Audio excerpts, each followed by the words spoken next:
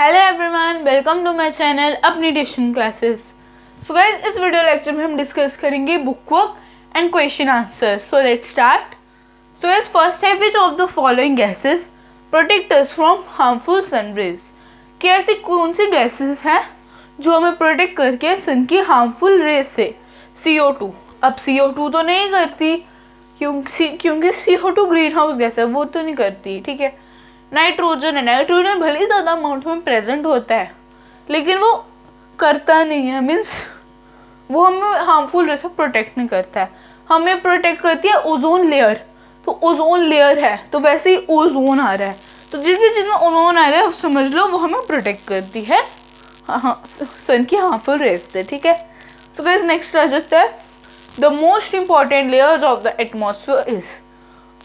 हमारे एटमॉस्फेयर की सबसे इम्पॉर्टेंट लेयर कौन सी है, मोस्ट इम्पॉर्टेंट लेयर कौन सी है? तो हमारी मोस्ट इम्पॉर्टेंट लेयर आ जाती है ट्रोपोस्फेयर, क्योंकि हम उसमें रहते हैं, क्योंकि लाइफ ट्रोपोस्फेयर में ही पॉसिबल है, ना ही स्ट्रेटोस्फेयर में पॉसिबल है ना ही एग्जॉस्फेयर में, वो सिर्फ ट्रोपोस्फेयर में पॉसिबल है। ठीक है, फिर थर्ड आ जाता है हमारा विच of the following layers of the atmosphere is free from clouds. कि ऐसी कौन सी लेयर है एटमॉस्फेयर की जिसमें क्लाउड्स होते ही नहीं है। अब गाइज हमें इतना पता है कि जो ट्रोपोस्फेयर है क्लाउड उसमें होते हैं, वेदर फेनोमेनस उसमें होते हैं। तो अब उसके ऊपर वाली लेयर होती है जो स्ट्रेटोस्फेयर, उसमें क्लाउड्स नहीं होते, वो आइडल होती है फ्लाइंग ऑफ जेट्स के लिए, फ्लाइंग ऑफ प्लेन्स के लिए। ठीक है, तो आ जाएगा स्ट्रेटोस्फेयर। ठीक है, इसमें भी ऐसा आएगा ओजोन। ठीक है, as we go up the layers of the atmosphere the pressure मतलब जब हम एटमॉस्फेयर की लेयर्स के ऊपर जाते हैं तो एटमॉस्फेयर तो वो तो एयर प्रेशर है वो इंक्रीज होता है, बढ़ता है, डिक्रीज होता है, कम होता है, रिमेन्स द सेम की सेम रहता है। अब मैंने आपको इसके लिए एग्जांपल दी थी कि जब हम माउंटेन क्लाइंबिंग करते हैं जो लोग, वो अपने साथ ऑक्सीजन सिलेंडर्स लेते हैं। ऑक्सीजन सिलेंडर्स इसलिए लेते हैं ताकि उनको क्योंकि जब वो माउंटेन को क्लाइंब करेंगे, जब वो सबसे ऊपर पहुंचेंगे तो होगा कि उसका जो ऑक्सीजन लेवल होगा वो डिक्रीज होगा, मीन्स कम होगा, तो इसका भी डिक्रीज आएगा, ताकि डिक्रीज होगा तो उनको ऑक्सीजन मिल सके, इसलिए वो ऑक्सीजन सिलेंडर्स कैरी करते हैं। तो इसका डिक्रीज आएगा क्योंकि जैसे हम ऊपर जाएंगे तो एयर का जो प्रेशर है, ऑक्सीजन लेवल है, वो डिक्रीज होगा, नीचे गिरेगा, उसको डिक्रीज आएगा यहाँ पे। तो गाइस पहले आप ये नोट कर लो, फिर उसके बाद हम match the following and question answers करते हैं। ओके, क्वेश्चन आंसर्स नहीं मीन्स क्रॉस वर्ड करेंगे, फिर उसके बाद क्वेश्चन आंसर्स करेंगे। सो आप कर लो note.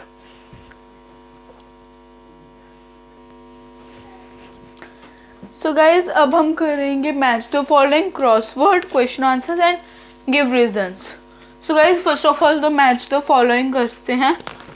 So guys match the following में फर्स्ट आता है ट्रेड विंड्स की। ट्रेड विंड्स क्या होती हैं?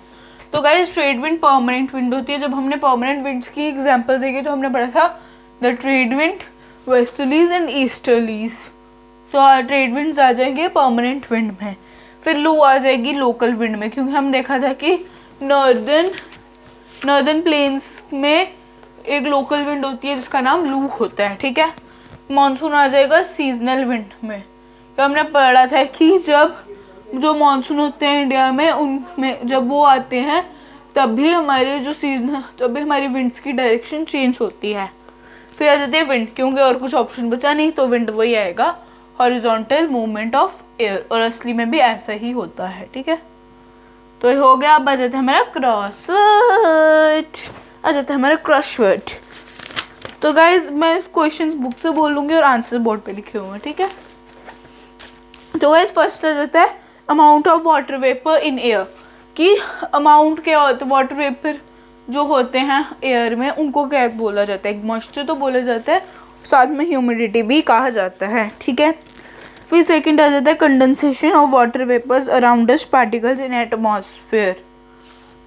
Condensation of water vapours around dust particles in atmosphere, हाँ उसको ह्यूमिड कहा जाता है, क्योंकि जिस दिन वो सब होते हैं उसको ह्यूमिड डे बोला जाता है, तो वो ऑफकोर्स ह्यूमिड ही होगा। Example of local wind blowing in summer in northern India. तो हमने देखा कि जो नॉर्दर्न इंडिया में ब्लो करती है लू। ठीक है, फिर फोर्थ है short term changes in atmosphere. तो वेदर, क्योंकि जो वेदर है वो ऑड टू और in day to day condition है एटमॉस्फेयर की, ठीक है। फिर आ जाता है हमारा fifth, precipitation in liquid form.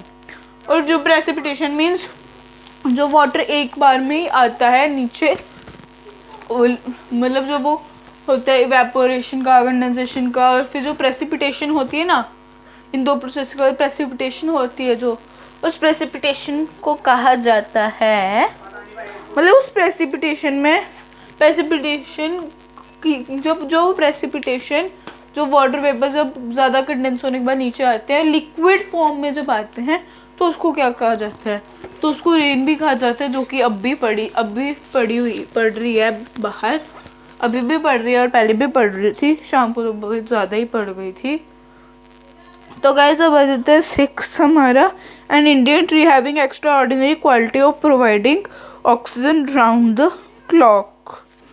तो गाइस इसका ना ऐसे अकॉर्डिंग टू बुक इसका ट्री आएगा, क्योंकि क्रॉसवर्ड से मैच नहीं कर रहा, ठीक है। बट ना असली में इसका वो आता है गाइस, असली में इसका पीपल आएगा, ठीक है गाइस, असली में इसका पीपल आएगा, क्योंकि पीपल में बहुत ज़्यादा वो होते हैं, पीपल ही बहुत ज़्यादा हेल्प करता है हमें उसमें मेडिसिन्स बनाने में। Guys just wait a minute, हाँ वही आएगा गाइस, इसका पीपल ही आएगा, वो किसी और का नेम है, वो मैं आपको बाद में बताती हूँ किसका है। इसका सिक्स्थ का पीपल ही आएगा। फिर जो आ जाता है हमारा सेवेंथ, वो है blanket of air around the earth, कि अर्थ के पास ब्लैंकेट होता है जो एयर का, उसको क्या कहा जाता है, उसको कहा जाता है एटमॉस्फेयर, ठीक है। फिर आ जाता है gas present in atmosphere occupying only 0.03% by volume. तो मैंने उसका एक बार फिगर भी बनाया था कॉम्पोजिशन ऑफ एटमॉस्फेयर में, अगर आपने नहीं देखी है वो वीडियो तो जाके देखो, और हम आपकी बुकों में भी दिया हुआ है यहाँ पे, आप देख सकते हो। मैं आपको 2 मिनट रुको, मैं आपको दिखाती हूँ कहाँ पे दिया है। हाँ गाइस ये देखो, ये चीज़ ये तो दिया ना, ये इधर ही बताया, ये देखो इधर बताया है कि कार्बन डाइऑक्साइड होती है 0.03%, तो इधर आ जाएगा कार्बन डाइऑक्साइड। फिर गाइस आ जाएगा instrument to measure pressure, pressure को इंस्ट्रूमेंट जो एज ए इंस्ट्रूमेंट जो प्रेशर को मेजर करे, एयर के प्रेशर को मेजर करे, उसको बैरोमीटर भी कहा जाता है। जो टेम्परेचर को मेजर करे उसको थर्मामीटर, जो एटमॉस्फेरिक प्रेशर को करे उसको बैरोमीटर, जो रेनफॉल का अमाउंट करे मेजर उसको रेन गॉज, और जो विंड की डायरेक्शन बताए उसको आ जाता है विंड वेन, ठीक है। तो गाइस हम 9th कर लिया, अब आ जाए 10th, इनकमिंग सोलर रेडिएशन। तो वो आ जाती है इंसोलेशन, हमने इंसोलेशन पढ़ा था।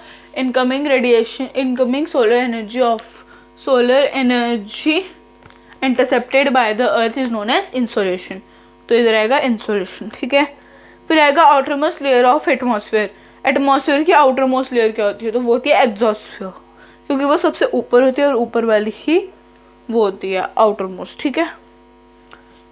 तो वो हम 11th तक कर लिए ना। फिर 12th आ जाता है मिक्सचर ऑफ मैनी गैसेस। क्या चीज़ है जो जिसमें बहुत सारे गैसेस होती हैं, तो वो आ जाती है एयर, ठीक है। 13 रिड्यूसेस विजिबिलिटी इन विंटर्स। तो वो आ जाएगी फॉग। इसका मीनिंग है कि जो हमें विंटर्स में ऐसा होता है ना, वो वाइट टाइप आ जाता है, उसकी वजह से हमें दिखता नहीं है, उसको कोहरा भी बोलते हैं, ठीक है। और कहते हैं ना कहीं पर कोहरा लग जाए फिर उसके बाद उस जगह पे बड़ी दर्द होती है, पूरी जगह लाल हो जाती है जहाँ पे कोहरा पड़ जाए। मीन्स कोहरा मतलब आपकी स्किन को अगर छू जाए, मतलब टच हो जाए, फिर तो उसके बाद बहुत ज़्यादा पेन होती है उधर। लाइफ गिविंग गैस, ऐसी कौन सी गैस है जो हमें लाइफ देती है, हमें जीने के लिए हेल्प करती है, तो वो आ जाती है ऑक्सीजन, ठीक है। फिर 15 आ जाती है एयर इन मोशन। जब एयर मूव कर रही हो तो उसको कहा जाता है wind. Moving air is also known as wind. फिर आ जाता है an Indian tree valued highly for medical properties. तो गाइस मैं इसका बोल रही थी, इसका नेम आएगा, इसका ऐसे क्रॉसवर्ड के अकॉर्डिंग गाइस आप देख सकते हो, ये इधर ट्री दिया है क्योंकि ऊपर बैरोमीटर को करना है, पर गाइस इधर ना बेसिकली ट्री नहीं आएगा, इधर नीम आएगा, क्योंकि अपनी मेडिसिनल प्रॉपर्टीज़ में हेल्प करता है, मेडिसिनल चीज़ें बनाने में हेल्प करता है। तो अगर इधर इन्होंने ये नहीं पूछा तो इन्होंने बोला अगर अ सबस्टांस दैट हेल्प्स और name the object that helps तो फिर आ जाता ट्री। बट इन्होंने बोला N Indian tree valued, Indian tree बोला है तो हम उसमें ट्री नहीं लिख सकते, ठीक है। तो फिर 17 आ जाता है, it is dash time when sun is overhead. कि ऐसा कौन सा टाइम होता है जब सूरज सर पे होता है, मतलब जब सूरज की रोशनी बहुत तेज़ होती है, तो वो होता है नून, मीन्स दोपहर का समय, क्योंकि उस टाइम धूप इतनी तेज़ होती है ना, और सर्दियों में उसी धूप से इतना मज़ा आता है। बट अगर वो धूप गर्मियों में हो तो भाई आग निकल जाती है। फिर gas protecting us from harmful sun rays, ऐसी गैस जो हमें प्रोटेक्ट करे सन की हार्मफुल रेज से, तो वो आ जाती है ओजोन, क्योंकि ozone layer and ozone gas, ठीक है। तो फिर आ जाती है लास्ट लो प्रेशर एरिया। तो low pressure area warm air ही आएगा।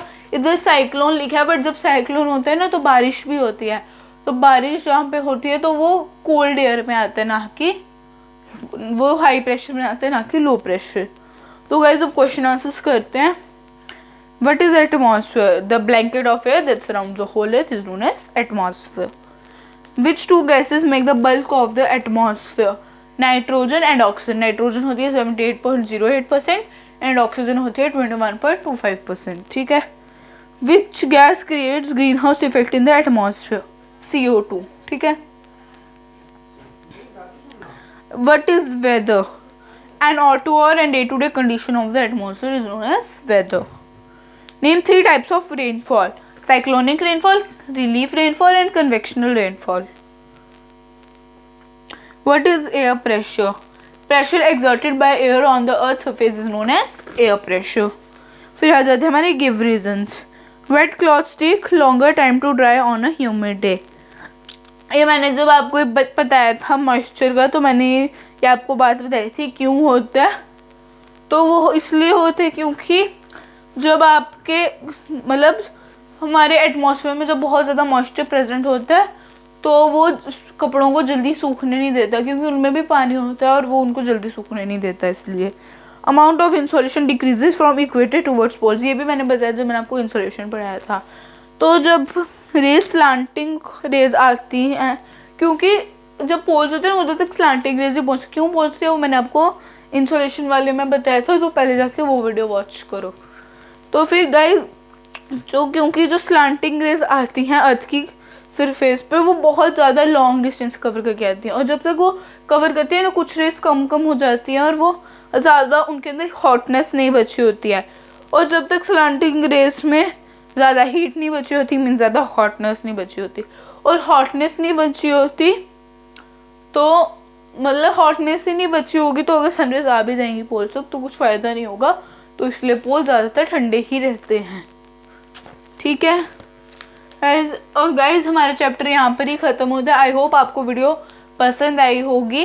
गाइज अगर आपको वीडियो यूज़फुल लगती है और पसंद आती है तो प्लीज़ लाइक किया करो, मेरे चैनल को सब्सक्राइब करो, और अगर आपको कोई भी क्वेरी होती है तो कमेंट बॉक्स में मुझे ज़रूर पूछो। So guys I meet you in my next video. Till then take care, stay home, stay safe, bye guys. और गाइज अभी मैं जा रही हूँ नीचे तो आप नोट भी कर लेना, बाय। सो गाइज मैं 2 मिनट के लिए रुकी हुई हूँ, आप कर सकते हो नोट जिन्होंने नहीं किया नोट। Bye guys.